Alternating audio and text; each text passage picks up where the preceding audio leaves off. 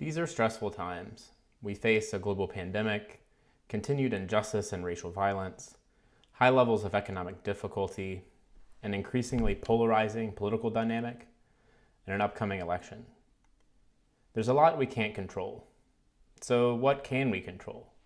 We can control our listening, our response, our engagement with the personal responsibility to educate ourselves about others from credible sources, and to seek communion with others, as Jesus so frequently encourages us to do in the Gospels.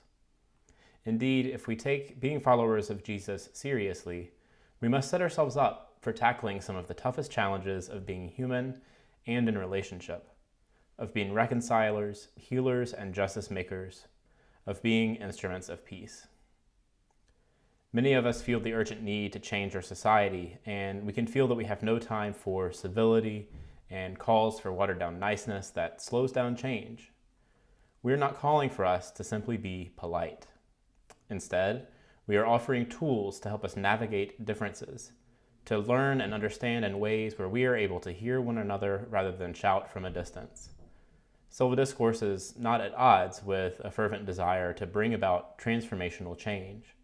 It is a tool for doing just that, for turning the goals and dreams expressed in protests into a legal and policy reality, and for moving our activism from the necessary realm of movement building into the specific and granular conversations legislating and policymaking require.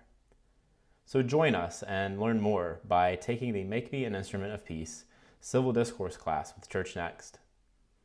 As a teaser, here is an excerpt from the Reverend Ranjit Matthews speaking about ensuring that our responses to one another are filled with love, pardon, hope, joy, and grace. Civil discourse is a posture of listening and a humility to believe that we may learn something from somebody, yet offer up our perspective and experience for critique. On social media, we're offering posts anonymously, a virtually disembodied experience. And it's easier to do this without having a face in front of us to engage with. On the other hand, with civil discourse out in public, in the presence of other people, we're looking at somebody when we are saying something. These somebodies have faces carved from an image of the divine.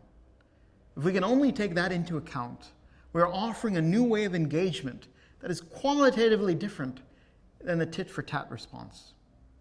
For too often, this retributive mentality and both sides end up further diminished. And yet, as Christians, caught up in the grace of Easter, are we not called to breathe new life into these very difficult spaces?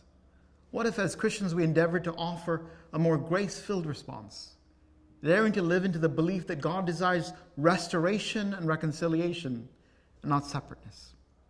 It is a high calling to walk into the witnessing role God calls us to be.